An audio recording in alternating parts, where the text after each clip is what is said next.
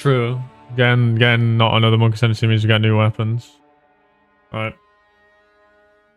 Hi, I'm Jonathan Rogers from Grinding Gear Games. Hi.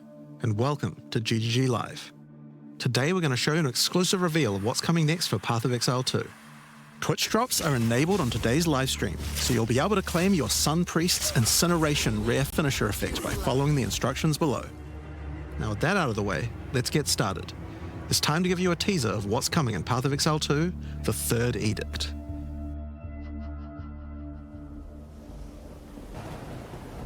You got cinematic maybe? Karui! I have called you here to save our people. To save our way. Over the ages, we have known pain like no other. But we endured.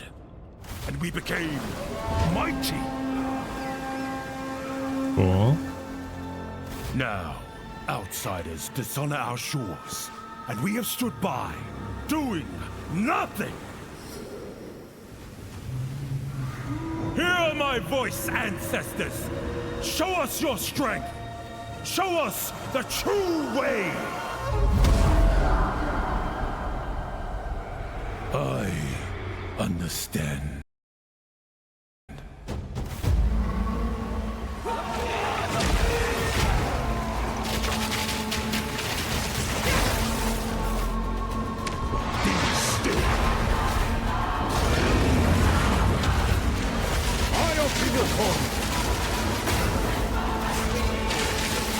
Oh no, none of the dreadnoughts.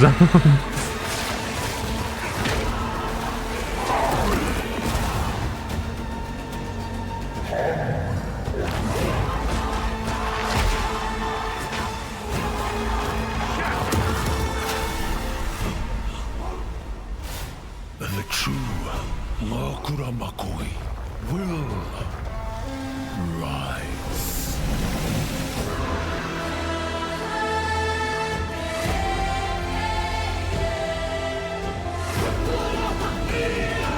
Okay.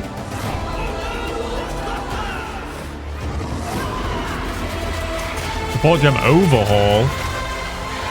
Massive skill rework. What, lineage supports, whatever that means.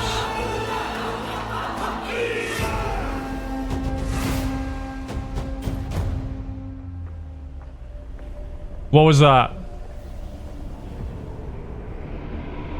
What was that?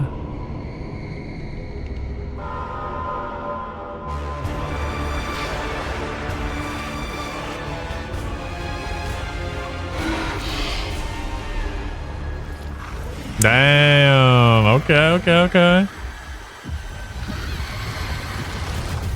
No classes. No class.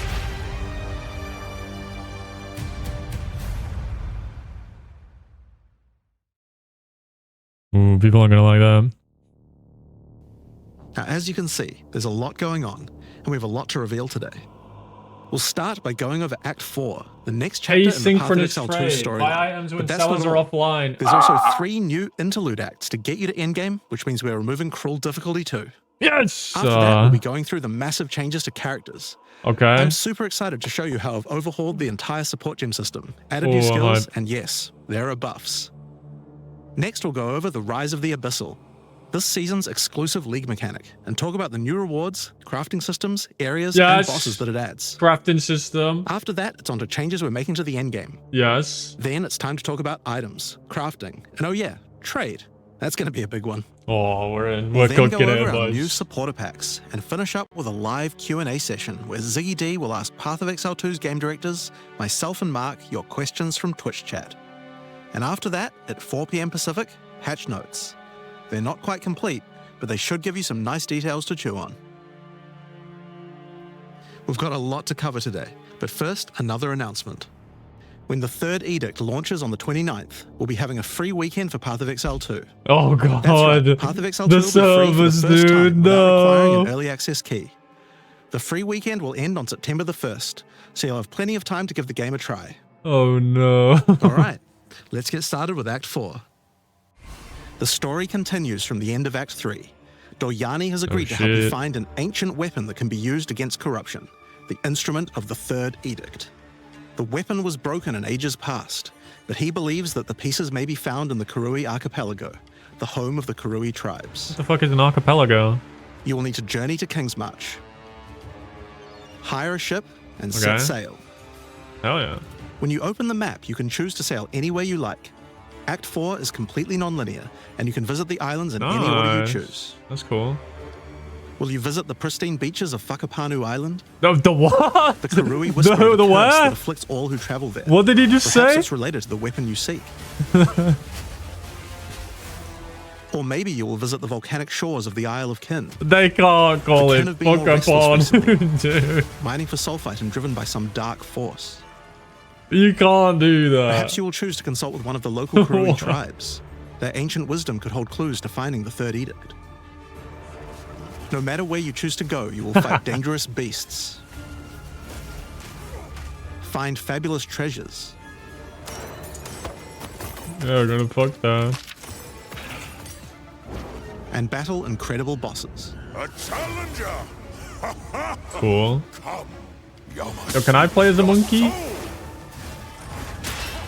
Yo, give me There that. are Give me 8 that skin islands as a to monkey. discover, each teeming with its own flora and fauna. Act 4 contains over 100 new monster types, 16 new areas, 12 new bosses, and plenty of other interesting encounters. Whoa! There's a huge amount to show, but we're not going to spoil too much here. We want to give you a chance to discover it all for yourself. What happens after Act 4? Well, until now you had to repeat the entire campaign again before you could face the endgame. But after adding Act 4, the game is far too long to make you do that. We needed something else to do in between the end of Act 4 and the endgame. So what else could we do? Add 3 new mini-acts, of course, and we're calling them the Interludes. The Interludes are a set of 3 temporary side stories that will be included in the game until Act 5 is released, that will take you to level 65 where the endgame can begin. The first interlude sends you on a journey back to Ogham. Okay. Renly has been leading the efforts to rebuild Ogham Village after the defeat This is a of cool way Count to do it. Jen, I like that. but there's a new danger afoot. The nearby a fort. town of Holton is surrounded by an impenetrable darkness, and each night their corrupted One town emerge to playthrough, raid the local farmlands. It adds more. You'll discover Adds new areas. more stuff to older acts.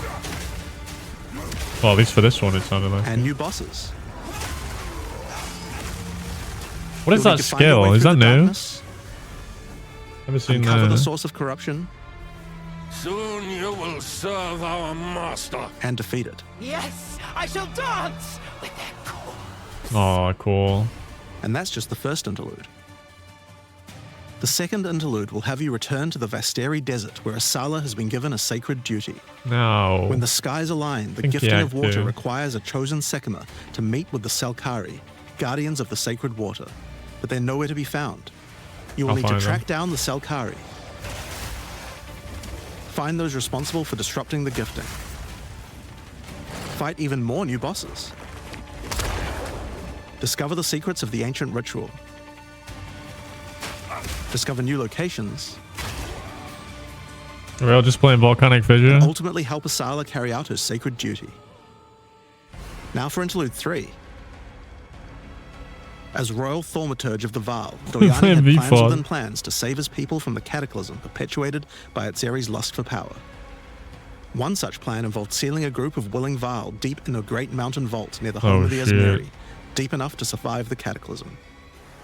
Even though thousands of years have passed, he believes that their descendants may still live, and may be key to defeating the beast. The journey up the mountain will be dangerous.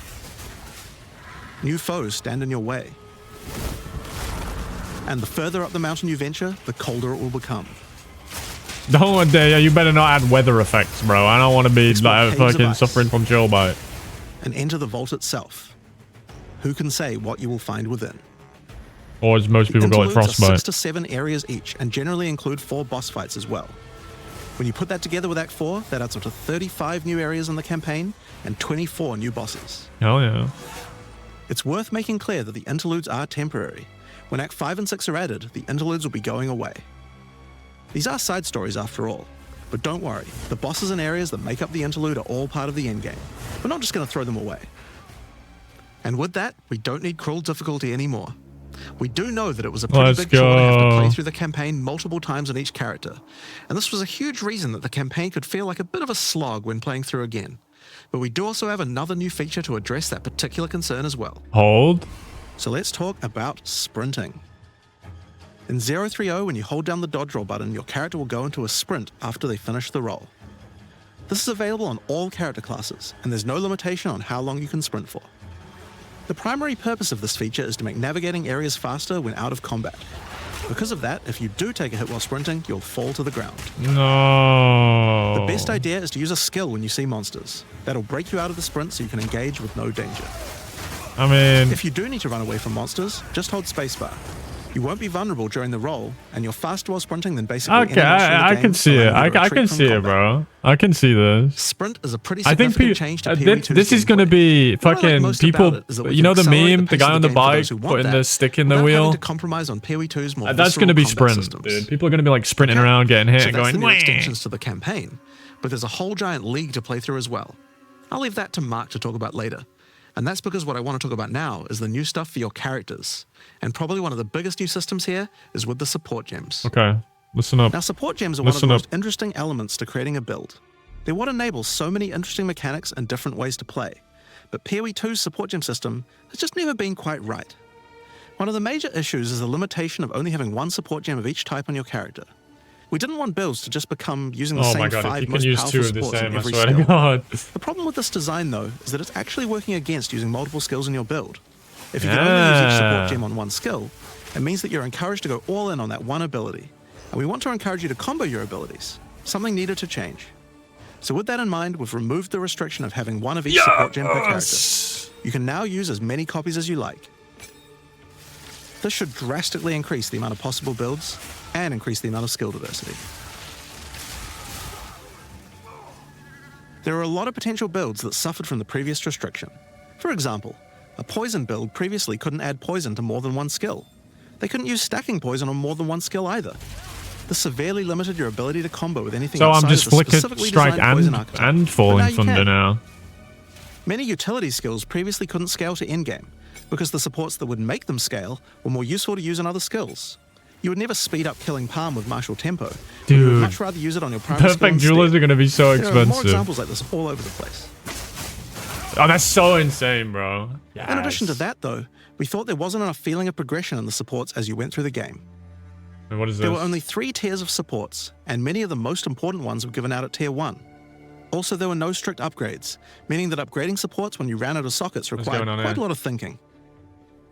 In order to solve these issues, we now also have multiple levels of many supports There are as you go through the game. scaling supports. For example, double barrel support gives you an extra bolt, but at the cost of 30% less reload speed. Okay. At Tier 2, the penalty gets lowered to 20%. Ah. But then at Tier 3, the support gem gets something new.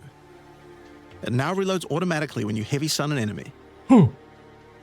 In some cases, the highest tiers might work a little differently, and you'll have to decide if you like the upgrade or not, depending on your build. For example, rapid casting. The first couple of levels gives 15, then 20% increased cast speed. But then at Tier 3, it changes to a new approach.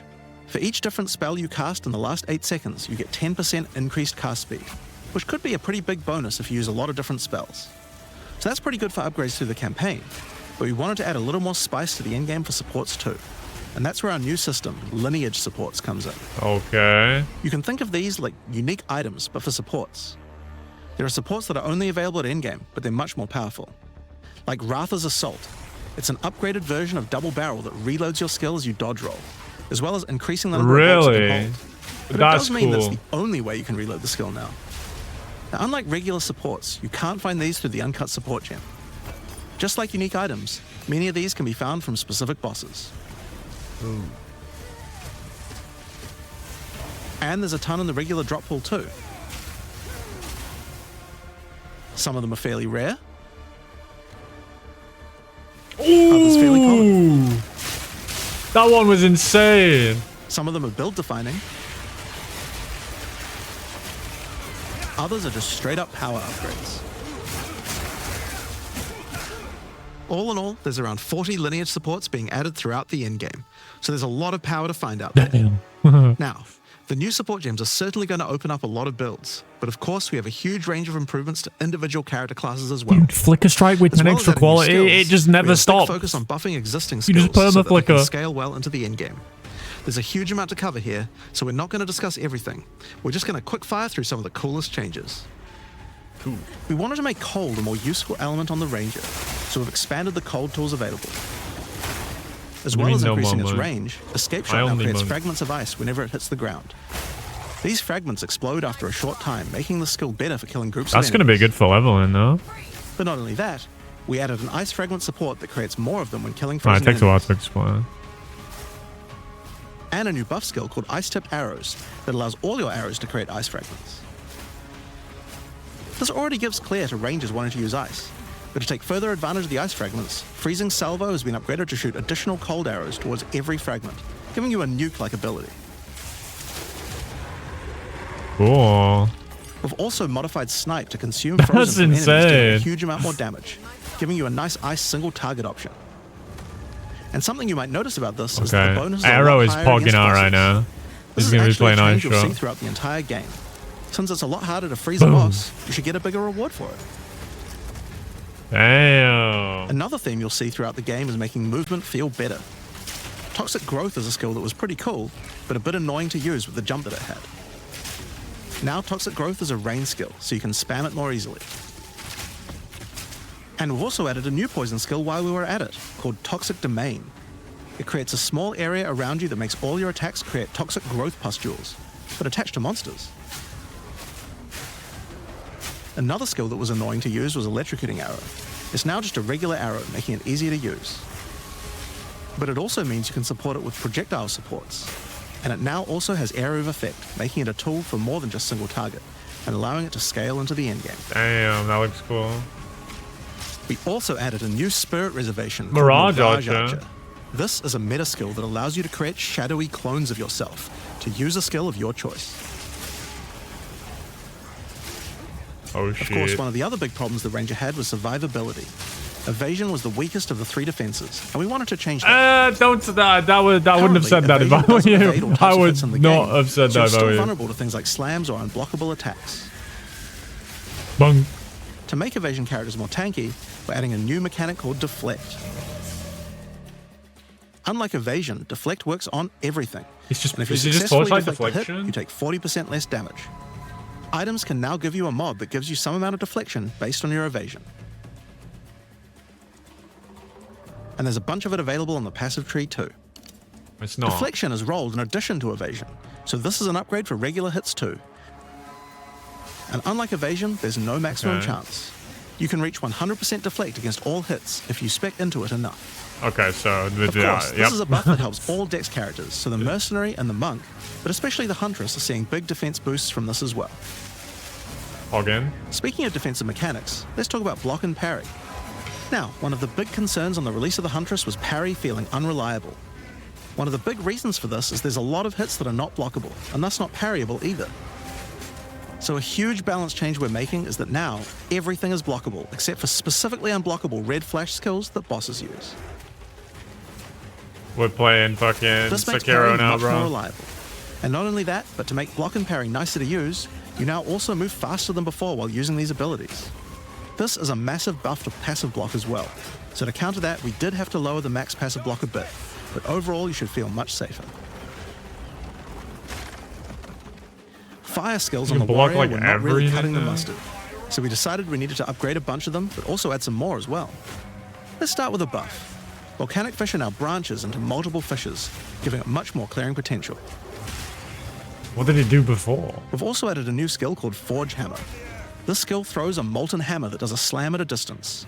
You can recall the hammer back by using the skill again if you like. Oh, But the cool thing to do is I to use a may Warcry have to now. play that. Using a Warcry makes the hammer explode, making a bunch of volcanic fishes around. Wait, is this the time I Volcanic don't play fishes re-trigger Monk? when you slam them, so it's a great skill to make a flaming arena to fight a boss. We also buffed Perfect Strike to have much larger area of effect, and changed Molten Blast to not always force you to move forward. Trust me, it feels a lot better to use now. The skill now has massively boosted chance to ignite monsters as well. And you're going to want to ignite monsters due to a new glory skill called Ancestral Cry. Ancestral Cry Glory? charges up with glory by igniting monsters, invoking King Kalm's favor. I know After you nothing do, about what. use it to channel Kalm's ancestral power. Every attack will be ancestrally boosted with fire. Your very steps will explode, triggering volcanic fissures. And molten walls will erupt from your attacks. That's Warrior shield insane. skills were another area we wanted to improve. Now that we've got Sprint, we actually don't need to have a cooldown on shield charge anymore. It now also does more damage the further away you are when you use it. What? Shield Wall got significantly upgraded AoE. Also, you can shield charge right through it to trigger all the walls. We also added a new shield war cry.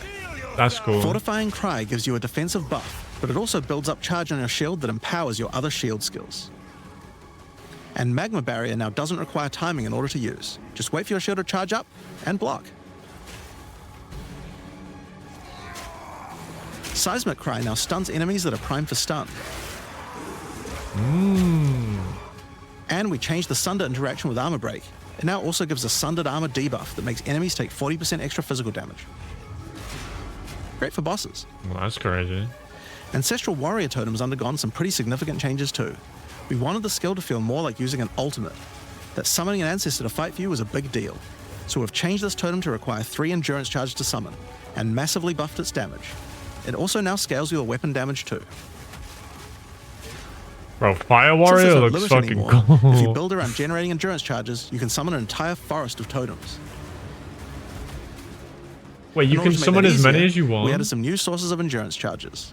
There's now a support to make Perfect Strike generate charges, and a support for generating endurance charges from heavy stuns as well. Speaking of totems, we wanted to upgrade the Warbringer. Among the other changes we've made to this class, Answered Call now gives an extra totem, and the spirits have just been generally buffed in many ways. Use it with your limitless ancestral warrior forest to make an army of Karui that would make Tukahama proud. We've also merged the Great Wolf Howl and Warcaller's Bellow support, so that you can get all the benefits with 1 point. And Encased in Jade no longer removes the Jade when getting hit, making it a much better defense. Next up, let's talk about accuracy. Accuracy was always intended to be something that warriors didn't need to care about very much so long as they're in close combat. But unfortunately, that's not currently the case. This was particularly annoying with skills like Bone Shatter, which you certainly don't want to mess with. So we significantly buffed your chance to hit at close ranges when you don't have much accuracy. Warriors shouldn't require any accuracy investment in order to hit with close range attacks now. We also wanted to improve armor.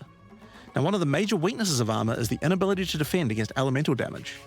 In order to mitigate this, we're adding a lot more of the stat that allows your armor to defend against elemental damage. It's now available on items and in a lot more places on the passive tree. Holy. One of the most important improvements we've made in 030 is to declunk the action and flow of shooting crossbows. You can now reload crossbows without any movement penalty. But not only that, all skills that can be used while moving now slow you for a shorter amount of time. This change benefits everyone, not just crossbow skills. With both of these changes put together, the run and gun playstyle feels much better. It's hard to explain how important this change is for the feel of the class. The Mercenary is also a good chance to talk about how we're rebalancing to make comboing skills much better. Take Shock, for example. It buffs damage and lasts 4 seconds right now, but that isn't really giving you enough time to take advantage of it.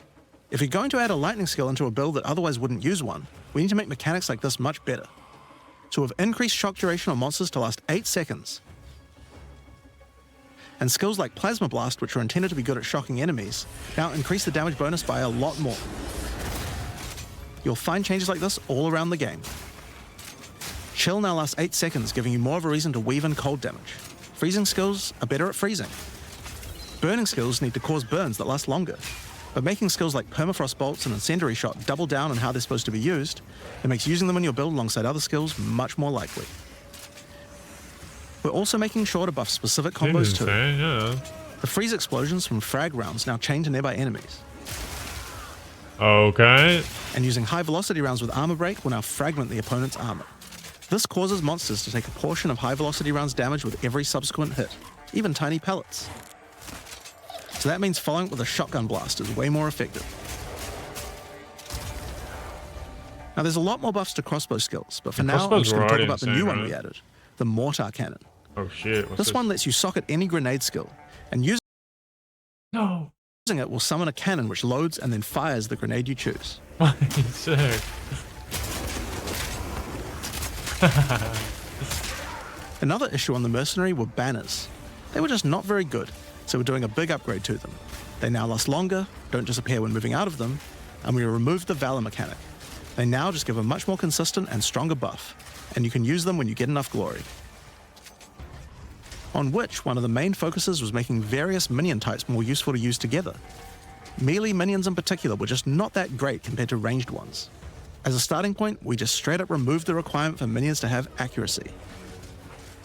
Attack minions now always hit, which makes them way better. Brutes got some good numeric buffs, but we also added a new command skill where they do a war cry that intimidates enemies and detonates any frozen monsters and allies around you in a big cold explosion. We've also changed the Frost Mage's command skill to an ability that adds ice armor to your other minions, adding a layer of defense. And it makes them deal cold damage back to the attacker as well. The ice armor also makes the minion count as frozen, so the Brute's Warcry can detonate them too. Unearth was changed to work on corpses of your dead skeletons, allowing you to summon the minions more easily in boss fights. That's very nice. And they also got a new jump ability, allowing them to get into combat faster. Ray's Spectre was also feeling pretty weak for the spirit cost they have. To be honest, we were a little afraid of these when we first balanced them. We've both decreased the spirit cost for a large range of monsters, and have significantly increased Spectre damage too. They should feel a lot more impactful. Good. There's also a lot of new spellcaster weapons with newer cult skills. But I'll just talk about one of them that I thought was particularly cool. The Reaping Staff is actually a wicked scythe that gives you a new ability called Reap. When an enemy is low in life, you can dash forward and rake enemies with the scythe to cull them instantly, healing you. It can also inflict critical weakness on enemies too. Now, there's a lot of balance changes in the Witch's Ascendancy classes, but I'll just talk about two of them for now. On the Blood Mage, you were previously required to spend your first points on Sanguimancy, which really was supposed to be the downside for being able to access the powerful abilities on the rest of the class. In order to make picking the Blood Mage a better early option, we've made Sanguimancy free, unlocking the power of the rest of the class immediately. On the Infernalist, the Demon form wasn't something people were really using because you lost your weapon stats while transformed. Well, you no longer do, so it's a much better option now. Nice. On the Monk, the wind skills needed a big upgrade for sure. Yeah, they did. Staggering Palm can now stack up its duration if you use the skill multiple times in a row, so you can keep the effect of all your skills throwing up wind much more easily. Nah, it's still not very good. Wind Blast had the purpose of building up to dazing an enemy, but dazing just wasn't worth all that effort. Now it just dazes on hit, meaning a single Wind Blast will make all your skills stun enemies more easily. Following up with Vaulting Impact on a dazed enemy previously did a bunch of stun. Now it allows you to break your enemy's stance. When their stance is broken, following up with a fast attack will do way more damage. A cool build that certain people always enjoyed in Theory 1 was hand-to-hand combat, but until now we just didn't have a real way to make it viable. Well, that changes now. The Monk, as a true martial artist, now has the ability to learn the Hollow Palm technique, a keystone that lets you use all quarterstaff skills while unarmed. What? All quarterstaff attacks now have a special unarmed version, and you get further bonuses to all your attacks from stacking Energy Shield and Evasion on your character. Holy! A new keystone we also added to the Monk section of the tree is Walker of the Wilds. This changes Mana Leech to work with elemental damage instead of physical, which is pretty useful for all those elemental attacks the Monk has, but it works well for the Ranger too. I'm going all up on. Now, I'm one going of the all least up used on. Ascendancy For class in the sure. game is the Acolyte of Chayula, so we knew we needed to make some changes here. One of the key things we had to do was make the chaos damage that the Acolyte can do much more useful. So we've added a new skill, allowing chaos damage to ignite, shock, chill, and freeze, embracing the elemental prowess of the Monk in a truly chaotic fashion. In addition, he can make all of his chaos damage leech.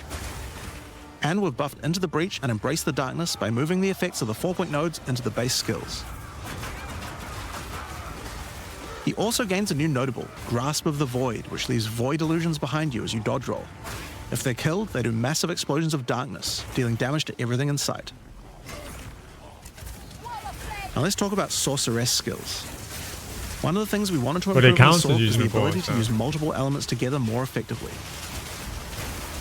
Now, this might seem small, but one of the things pushing you towards using a single element is debuffs like elemental curses, which lower resistances of a single element. In order to fix that, we're making quite a lot of game-wide changes to these kinds of mechanics to broaden what they apply to. So for example, there's no longer 3 curses for fire, ice, and lightning. Instead, there's just a single curse that buffs all 3 at the same time. And things like Frostbomb, which gave you cold exposure, now give elemental exposure. You can use it to buff any of your other skills. We also wanted to make switching between different weapon sets smoother, so you can use different elemental staves more effectively. To do that, we've removed the weapon switch time, and now happens instantly. This applies game-wide On too. everyone? Oh!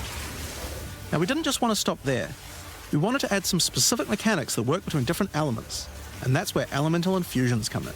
You just sneak that Certain one in, that's skills can now insane. drop elemental infusions. For example, when a frostbomb explodes, it leaves behind a cold infusion on the ground.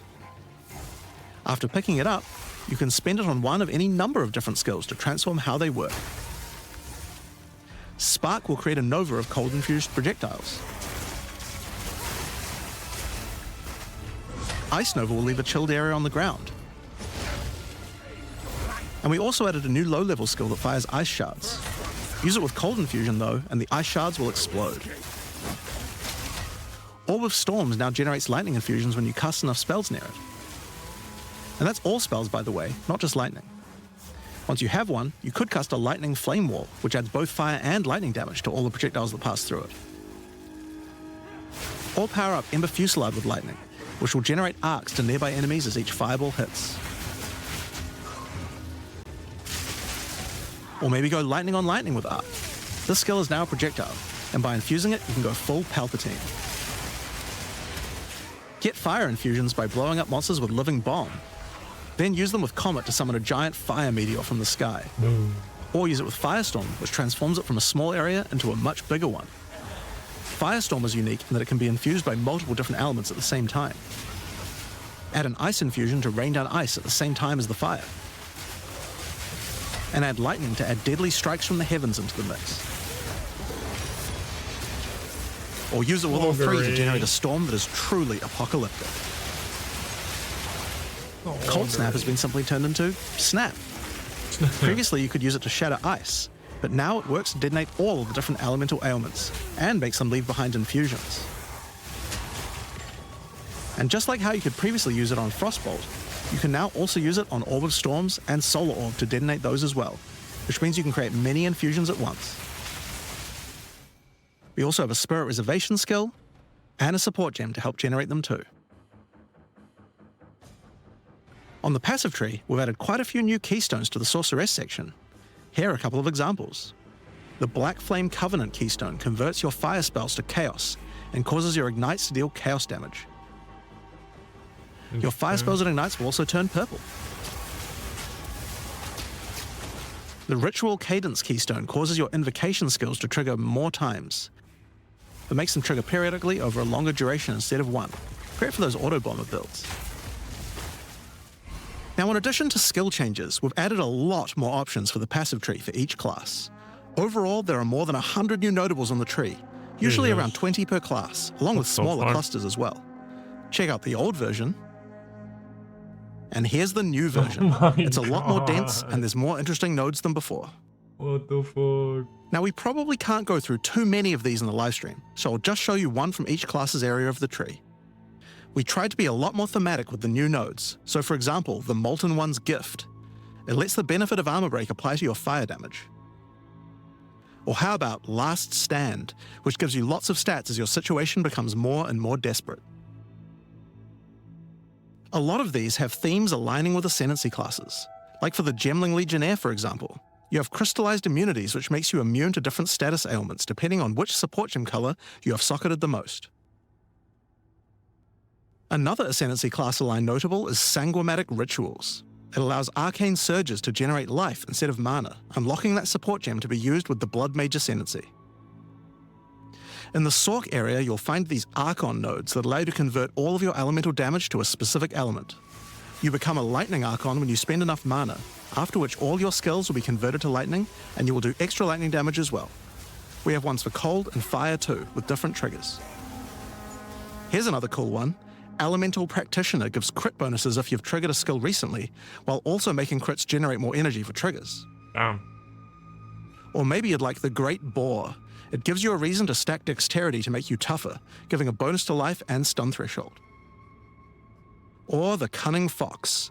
It straight up gives you 5% quality to all your gems. Now, another major change is attribute requirements. We felt like players probably had a few too many nodes and attributes and not enough in interesting passives. So we lowered attribute requirements by 25% across the board. Yeah. That means you'll have more points to spend on interesting notables rather than just needing to allocate more strength, dex, and int. Now, there are way more changes than just these. These are just some of the cooler ones we wanted to show off, but I'd say that's just about enough for now. We're not even half done yet. So I think it's time that we talk about the League, the rise of the Abyssal. Dude, we're on step number 3 out of 8 or something. As you just saw, even though there are major changes to the campaign for this update, we want to make sure that every time you come back for an expansion, each area feels different with something extra going on. It is really important to make sure your experience when returning between expansions is fresh and filled with new content. And the way we did this was through leagues. Every expansion we make has a league, which not only has a fresh economy, but also has new content exclusively available in that league. So, let's delve into the details of what Path of Exile 2's first official league is bringing to the table. The Abyssal are a race that have mastery of forbidden magics and necromancy. They were thought to be extinct, but have merely been biding their time underground. You first encounter signs of the Abyssal in Clarefell, where you discover that during the night, weaker members of the Undead Legion have been attacking the encampment. The townsfolk require your help to investigate where the monsters are coming from and put a stop to their attacks. Out there, ancient creatures, lurking beneath the surface. As you proceed through Rayclast, you'll find fissures in the earth connected to larger pits. The monsters normally inhabiting the area are being affected by it, harmed by it even, having their souls eaten to strengthen the Abyssal underground. As you defeat the monsters, the fissure closes and Abyssal emerge, angered by you killing their food. Once all those fissures have been sealed, the pit activates, and more Abyssal pour out. This is where the larger and more dangerous monsters reveal themselves, as hordes of Abyssal spew out from the pit to take your soul. If you kill a magic pack, then magic Abyssal arise. If you kill a rare, then a rare monster will emerge from the pit, having absorbed some or all of its modifiers for itself. This means the monsters emerging will generally be more difficult and more rewarding, as each modifier gives better rewards. If you are able to kill them all, the pit will seal shut. As each pit is closed, it reveals a potential reward. Abyssal troves will rise up out of the pits, allowing you to get some epic loot. Areas often contain many pits, with many fissures, and the amount goes up as you progress through the game, getting more intense. It doesn't stop there. When monster mods are absorbed, they have a chance to become infused with the dark necromancy, transforming them into Abyssal modifiers. For example, you defeat this monster with the Mana Siphoner modifier. Their soul is eaten by the pit, and a rare monster emerges. What is the that? Mana Siphoner modifier Soul is transformed Siphoner. into Soul Siphoner. Super and is now amplified in Archnum. danger and reward. Holy. Tornadoes. Abyssal pits also interact with other monsters and mechanics. If you defeat a rogue exile that's near one, it'll be revived as a Lichborn that has multiple That's Abyssal cool. modifiers. Lichborn exiles Holy, even have their own unique jewel they can run! drop, if you are lucky enough to encounter and kill them. If an abyss spawns near a boss, killing it will summon a gigantic Giga Larvae creature. Yo, Gigalave. Monsters imprisoned in essences near abyssal pits are affected by the abyss too. They will come with an additional new essence item that can be used to craft your items. Cool. So, that's your bread and butter of the Abyssal League. Kill surface-dwelling monsters, kill the emerging Abyssal, close the fissures, overcome pit encounters, and reap the rewards. Alright. Looks okay. There's a lot more to this league, however. As you complete abysses, you can find ancient pieces of bone, As long as I don't have to, you don't, not having to chase them around is already 100 times better than These are all one the of the best. many rewards for your mission to seal the pits. Desecrate's a rare You can weapon. use this on a rare item to imbue it with abyssal magic, adding a special hidden modifier to your item. But how do you reveal it? In Act 2 of So the was that always the campaign, you'll encounter a implicit new 3 additional area. arrows? This area is overrun by the Abyssal and the Lost Men. No, After don't be clearing some through this area, D4 you'll ass find mechanic. the Well of Souls, a giant cavity with a massive vortex of souls swirling beneath you. So how do you reveal the mods on your Abyssal-infused items? Obviously, just The throw them in, Crucible? right? Yes, that's exactly what you do. Before throwing it in, you are given the option of how you want to transform it, in the form of a choice of 3 different modifiers. Once you've chosen your desired mod, throw it in, where it will absorb the power of the souls, and the ominous creature will then retrieve it for you. These modifiers can be ones from the core Give me mod that pool, back. all the way through to specialized modifiers that cannot normally appear on items. During the campaign, you can use it as a way to more easily add useful existing mods, but during the endgame, there is a whole set of new and powerful mods you can add to your items. Sick. Like this mod for crossbows that allows you to place an additional ballista totem. Or this one that adds spirit to your staff. Cool. Or this one that Hold. allows you to generate more combo with your quarterstaff skills.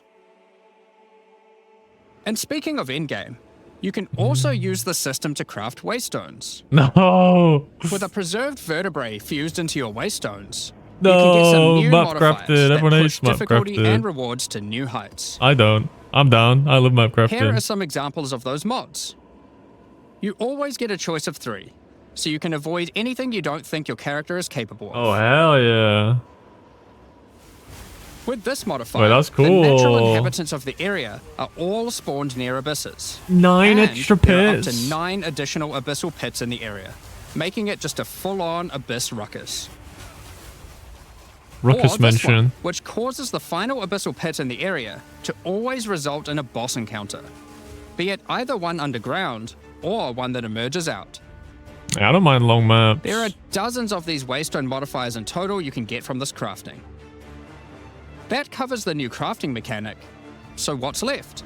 Well, we talked about how when closing pits you can get abyssal troves, but sometimes when closing an abyss, you'll reveal an underground cavern that leads to the abyssal depths. Oh, shit. Whoa. After jumping into the depths, you'll find an abyssal city, swarming with legions of the undead. Yo, this is, I've never When seen this before. underground, every single rare abyssal enemy will have an abyssal modifier. Okay. And at the end of the dungeon, you'll even find a rare with a more powerful Lichborn Dungeon. modifier. Hey, look at Once that. you're Look able at to that loot. defeat this powerful rare, you Look at can the chest. also find some nice rewards. Greater Aside Orb from of the entire area being Augmentation. valuable Excuse due to me? the abyssal modifiers on the What is that? monsters, it has its own specific drops too. One example is a set of lineage supports that can rarely be found in these depths, like Kurgel's Leash. This support empowers both you and your minions when you command them, granting unholy might to you both.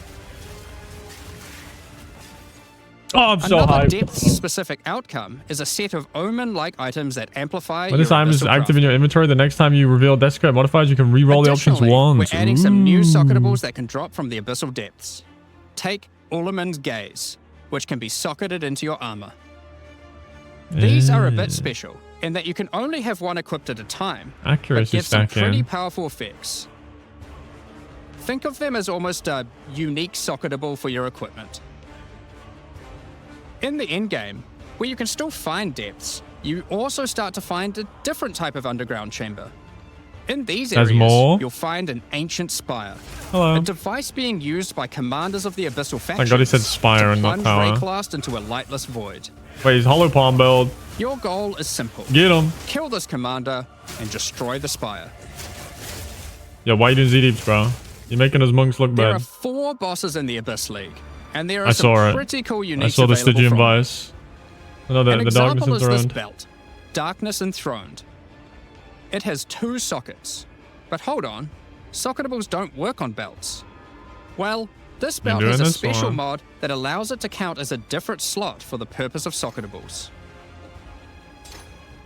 This one, for example, counts as a helmet. I kind of want one that counts as a body armor. I wonder how rare that one is. You can also find this unique jewel, Undying Hate. This jewel transforms part of your passive skill tree into an abyssal version, and has multiple depths. The deeper it goes, the more of your passive tree is affected, allowing you to fulfill your fantasy of becoming part Abyssal Lich. Now, the last thing that Abyssal Commanders can drop is a Finger of the Lich. But what use do you have with a random undead finger? Well, the next time you return to the Well of Souls, with the finger in your inventory, your character will almost feel compelled. To do what, though, you might ask? To jump in. I'm going in. The items you threw in came back more powerful, right? So, what's the worst that could happen? Well, you will just have to find that one out for yourself. Oh, show Along it. with the introduction of Act 4 Hold the fuck and the on. interlude, we will be adding 25 new in-game maps. These maps will contain all the new monsters and bosses we're adding, improving variety and giving you opportunities to experience the new boss fights many times. Let's take a look at some examples. Rock Pools is a map where you explore a shallow rocky coastline, surrounded by coral and filled with sirens. At the end is a giant Goblin King boss, ready to eat sulfite and squish you like a bug. I was using the humans like toys. Holton is an Ezomite township which has seen better days. Explore and clear the township to find a gothic, Reaper-like boss, with the ability to manipulate storms and fry you with both lightning and wither you with chaos. All these Given Edicts. some of the new bosses added are a bit more epic, such as the Act boss and final bosses of each interlude part, it would be a bit of a waste to just use them as regular map bosses. Instead, we'll be adding some new mechanics to the Atlas that use them. These start appearing pretty fast into the endgame No, there's a tower! and will help bridge the gap until you do your pinnacle There's bosses. two, no! In the desert biome, you can encounter a wild sandstorm. 3 maps around the sandstorm contain a device you must activate. No. Upon doing this, the sandstorm's magic is disrupted, revealing the map inside and allowing you to access it and find the cause. This presents itself in the form of a boss, similar to the existing Citadel bosses. This boss is a Faradin Swordmaster, who has been blessed with the power of a time gem, allowing him to take his swordsmanship to the next level by replicating himself, maneuvering rapidly, and severing the fabric of time itself with his powerful slashes. In the water biome, you'll encounter a giant maelstrom, where one of the maps surrounding the water biome connects to it, but the connection is obscured. You must run the maps nearby, hoping to find a beacon, which will remove the maelstrom and reveal the connection to that map. Another example is this Vaal vault in the mountain biome. But how do we get inside? Running the adjacent maps to it will yield a key, which you can then use to gain access to this vault. Or, you could just trade for one, I guess. Use the key to dispel the powerful force field surrounding it, leading to the Vaal Elite and their rewards inside. Okay. These all contain Uber versions of the Act 4 boss, and the bosses at the end of each part of the interlude. And each have their own exclusive drop pool of new lineage supports, which, as Jonathan spoke about earlier, are powerful support gems that modify your skills in pretty crazy ways. As an example of a lineage support which can come from the Faradin Swordmaster mentioned earlier, we have Guru Khan's Resolve, which causes your critical strikes to fork, but requires some mobility on your part to properly enable. Bifurcate. From the boss sealed in the Vaal Vault, we have Paquate's Pact, which supports your war cries, causing them to inflict massive amounts of corrupted blood at the cost of your own life. Additionally, some maps can now spawn summoning circles, a room resembling an Ezomite henge. Activating this henge will spawn bosses. It's as simple as that. We'll also be making changes to how affixes and waystones work, as the current prefixes equals good, suffixes equals bad iteration isn't quite hitting the mark. No.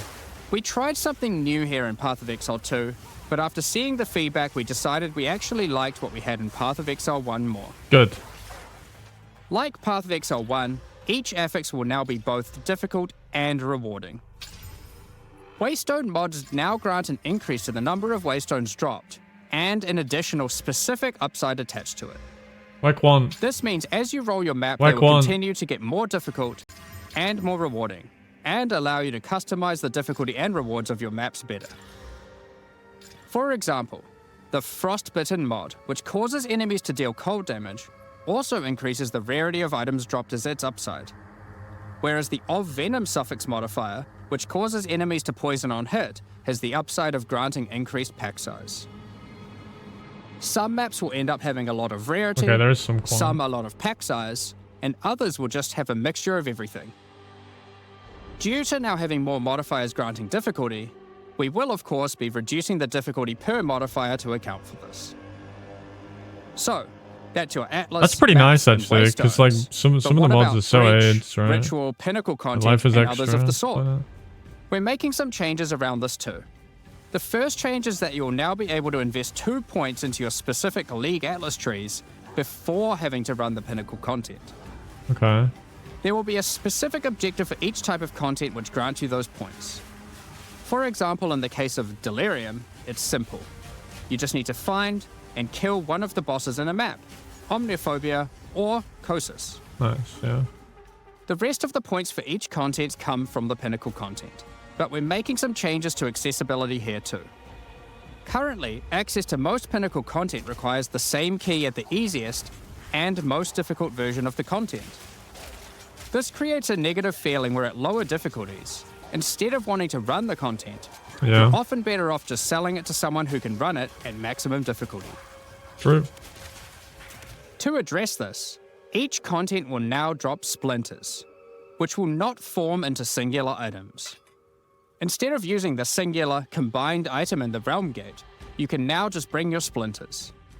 Upon inserting the splinters into the realm gate, an interface will appear, allowing you to pick your difficulty, and you'll notice each difficulty has a different entry cost. Right. This means if you want to run easier difficulties, it costs less, which also allows you to run this content much sooner into the endgame. Because these encounters now just require splinters, their corresponding Atlas tree no longer affects the difficulty of them, and has been changed to purely affect the content and maps on the Atlas. The Arbiter of Ash works a bit differently. So this, oh, Instead of I requiring see. splinters, he Yeah, I still see, I needs see. crisis fragments. We now have only 2 difficulties of the Arbiter. The first, requiring the existing fragments obtained from citadels. The second, Uber Arbiter, requires calamity fragments. These come from citadel bosses also, but only once you've allocated the maximum number of points in your boss Atlas tree, ensuring those citadels are at their highest difficulty level. Since we're talking about Pinnacle content, we also felt that the leveling curve in the late game was a bit too steep. We've smoothed this out a bit so that it's easier to get to the mid-90s. Nice. We've also added some new in-game unique items. Let's take a look at a couple. Thunderfist is a pair of gloves that grants Crackling Palm, a skill which empowers your unarmed attacks, granting the ability to call down the storms themselves on enemies you hit. Put simply, literally every monster you hit with your unarmed skills will be struck by powerful lightning. Oh, yeah, Pair this with dude. the aforementioned Hollow Palm technique to embrace your true unarmed prowess in combat. Another unique But they we're added adding is free weapon Henekura's swap, Sight. bro. Equip this amulet to be granted the power of the Mother of Death herself. This is reflected by granting you a skill called Foresight. While you have Foresight, your dodge roll no longer avoids hits. But instead, being hit while dodge rolling restores you to full life and makes you unable to die for a brief period of time. What? You'll notice when this Have does a occur, cooldown? a copy of your character appears and takes the full damage. This is you seeing that future, as if you hadn't been wearing the amulet. Ultimately, your in-game experience should be more streamlined. With new content to find, you'll be able to invest in your Atlas trees sooner, engage with Pinnacle content faster, have less FOMO running said Pinnacle content, reach higher levels easier, and do all of that while finding many new chase endgame items. W. Talking about finding items is one Okay. thing, but what about crafting them? Oh my god, we haven't got to crafting We've yet. taken a step We've back still got the and looked auction at some house of to our go. crafting systems to make some Oh my notable God. improvements. Let's start with essences. which suffered from an issue where the regular essences were effectively useless and didn't give players the tools or I was thinking that just make it so you can use them on blue items, dude. Just make it so you can reroll blue items. To alleviate items. these concerns, essences are being changed in a few ways. No, wait for it. Firstly, they're being changed to function like regals and add specific modifiers with specific values, meaning you know exactly what you're going to get. We found that players were often bottlenecked by regal orbs when crafting in the campaign, so this helps to fill that gap, allowing you to better upgrade your items. For example, this lesser essence of flames, which will be able to add a flat amount of fire damage to your magic martial weapons. Secondly, we're adding many more tiers. That lesser essence of flames, for example, has a regular variant. So this is regular, it's just POE 1 essences. Adding even more fire damage with each upgrade. The intention of this is so that when you find one early on, you don't worry about holding on to it till later to use on a higher level item. You should feel free to use them as they come to get powerful upgrades during the campaign. Lastly, Granox gifted our highest 50 tier of subs. essences, now called Perfect Essences, will function like a Chaos Orb instead of a Regal. So it will replace one of the modifiers on your rare items with the specified mod. Such as this that's kind of Essence of Flames. crazy. You'll notice this one doesn't just add flat fire damage like the ones before it. The Perfect Essences often give something a bit different, with some opportunities to be pretty damn powerful. There are many different essences, each with many tiers, covering many of the more core modifiers you'd want on items early on, through to chase specialized ones for endgame. Speaking of endgame, we really wanted to expand our crafting options for late endgame crafting projects. You might have noticed that at endgame, you get way too many transmutes. Wouldn't it be nice if some of those didn't drop, but instead you got something a little more powerful? I'd love that. At higher levels, you can now find Greater Orb of Transmutation and Perfect Orb of Transmutation. These can be used on normal items to upgrade them to magic, ensuring that the modifier generated is of a minimum level. This is similar to how you find higher tier items on the ground, but for crafting. These higher tiers will also exist for Orb of Augmentation, Regal Orb, Exalted Orb, and Chaos Orb, meaning you can get all of the orbs required to take your item from normal rarity to a fully completed rare with guaranteed high tier mods. On top of these new core crafting currencies, I fear we wanted to make sure there are powerful some of crafting bases to these use them on. may be Now in endgame, limited to an extreme amount of knowledge. Items. These are items that drop at normal rarity and are perfect for your from-scratch crafting projects.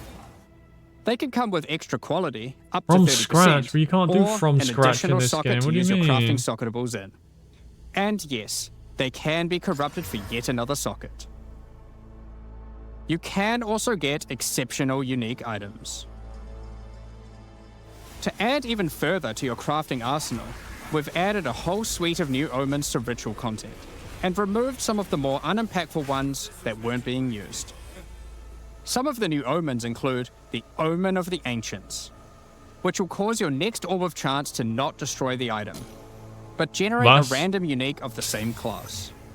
Or the Omen of Sanctification, which is my new favorite. This will cause your next Divine Orb used on a rare item to reroll the values of its modifiers, allowing it to exceed the normal minimum and maximum values, raising the ceiling on the new most powerful rare items in the game. This omen will also cause your item to become sanctified. Sanctified items cannot be crafted, just like corrupted ones, so consider carefully when you use this. Another is the Omen of Chaotic Monsters, which will cause your next Chaos Orb to reroll all modifiers on a Waystone, allowing you to fix your maps if you get some modifiers that are not feasible for your build. Nice. Yo, W. And it all gives pack size Besides mods? these examples, okay, dude. there is a huge variety of new omens for you to discover in your ritual encounters. Cool. With the release of Act 4, notably taking place in the Karori Archipelago, you'll be able to now find a new currency item, Henikora's Lock. Henikora, the Karori goddess of death, has the power of foresight and is able to see many futures, including the outcome of your next craft. So, Please don't imbuing be her super lock onto duper an rare. item gives you that same power too. Please don't be super duper For rare and example, only fucking arm you'll tiers know can use whether it or like not to use an POE1. Exalted Orb on your item, as you will know exactly what the outcome is. So, with all these new crafting improvements, it's safe to say you're going to be making some epic items, and not Epic. necessarily just ones for yourself. So given that, it's time to Sale talk about a tab. massive one. Oh shit. It's finally here. The moment we've all been waiting for. Fully asynchronous trade. Over the years, the way players trade with each other in Path of Exile 1 has morphed from They using did the it, bro. forums, They through fucking to did the it. in-game chat, all the way through to using the website. These systems, in all their iterations, work for a while, but with each iteration, new problems eventually reveal themselves. Be it requiring you to be in your hideout too much instead of out there killing monsters, or never getting responses from people who are either AFK or just can't be bothered. In order to finally solve this, and this has been a long time coming, we're adding a new system that allows you to buy items from other players without requiring the seller to be present. How do you They find can them? continue farming, killing monsters, How do you find the AFK item? as How they do you find please, them? and can even be offline. With the introduction of King's March in Act 4, you will encounter Ange, assistant to Rog in the Ange. Meridian Free Traders Company. Over the last 2 decades or so, since Path of Exile 1's storyline, Faustus has handed down his knowledge and expertise to Ange, and she is now ready to take over his business. If you have a hideout unlocked already, you can immediately invite her there.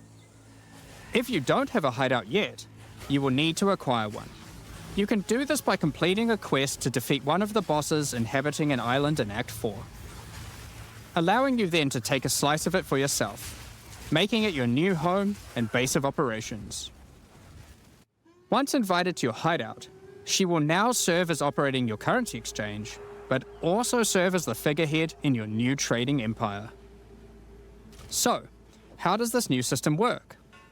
In the existing trade system, you would list items for sale in premium stash tabs. And then when someone wanted one, you'd have to take it out for yourself and trade it to them. Now, instead of using those, you can give your items to Ange so she can sell them for you. Each item must have a price set. The prices are set using in-game currency items, such as Exalted Orbs or Chaos Orbs. Okay. Once a price is set, It just goes other on the players will site? be able to find the item by searching for it on the trade website. Oh my Once a god. desired item has been found, you can hit a button, which will instantly teleport your character in-game to their hideout. Then, you can immediately purchase the item.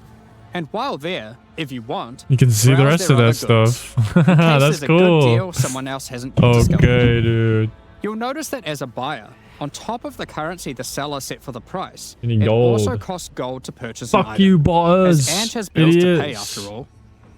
As a seller, you'll immediately receive a notification when an item of yours is sold, and can also see an effect above Ange in your hideout Oh, when she has so good, unclaimed currency. dude.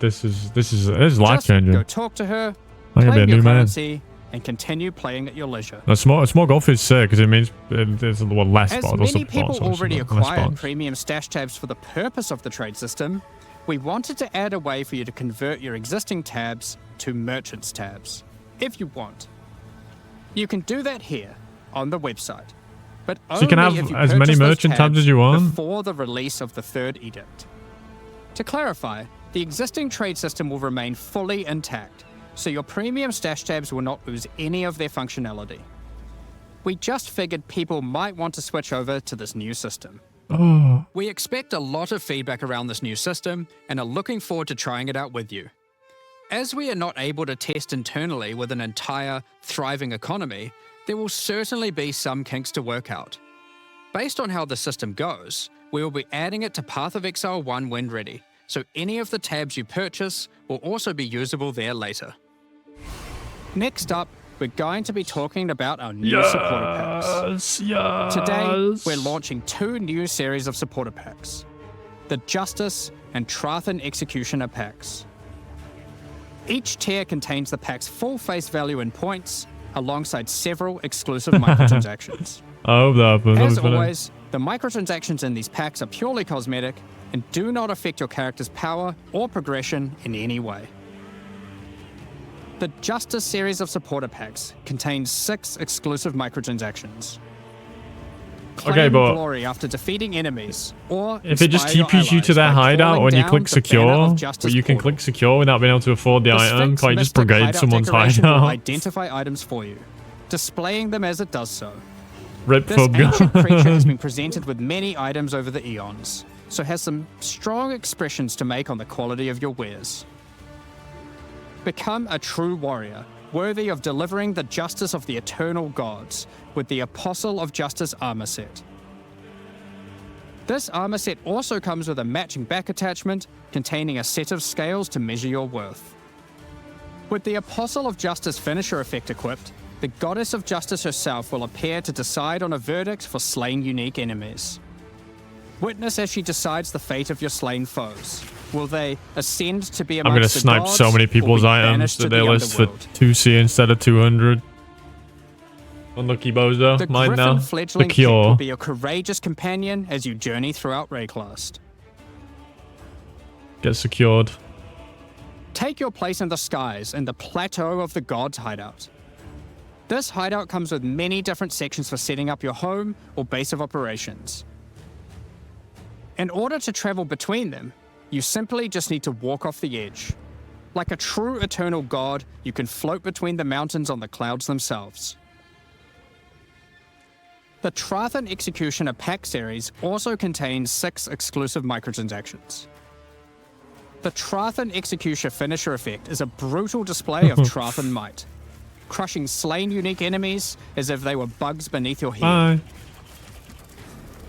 As a Trathan Executioner, you're the perfect master for the ever-hungry carrion raptor pet.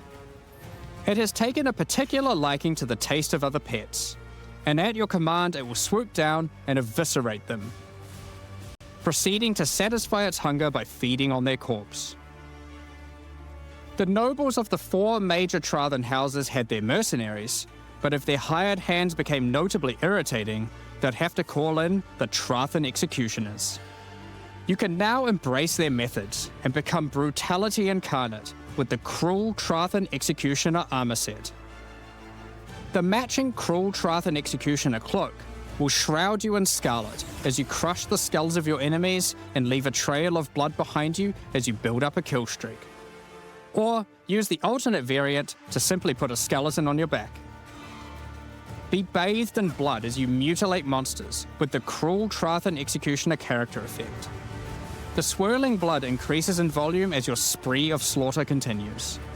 Both this effect and the cloak use the same kill streak for tracking how much blood is shown. After a long and tiring day of executions, enjoy a relaxing game of dice with the Goblin Gambler's Hideout decoration. They'll definitely be playing fair, right? The Pulverizer map device brings a horrid efficiency to punishing the damned of Trathus. Each map you open will execute the next victims. This map device in its true ruthlessness tracks the total number of monsters killed, your kills per second, and your largest kill streak up to the point of the map being completed. This is then displayed on a leaderboard so you can take a measure of you and your friends' violence at the end of each map. Additionally, any microtransactions from the supporter packs will be made available for use in Path of Exile 1. That's enough about cosmetics. Let's get into the So Q&A. we gotta hear about But towers in the firstly, Q&A. I want to give a huge thank you for your ongoing support. We're just about to start the Q&A with Ziggy D. Afterwards, at 11 AM NZ time, or 4 PM Pacific, we'll post Path of Exile 2, the third Edict's patch notes. With the release at the end of next week, our community team will be posting crucial information you need for the release. Keep an eye on the news. Thanks for joining us today and checking out our latest developments. We're looking forward to seeing your experiences with Act 4 and its new bosses, fighting the Abyssal, trying new builds, and crafting new items. We'll begin the Q&A shortly, so please get your questions ready. Towers.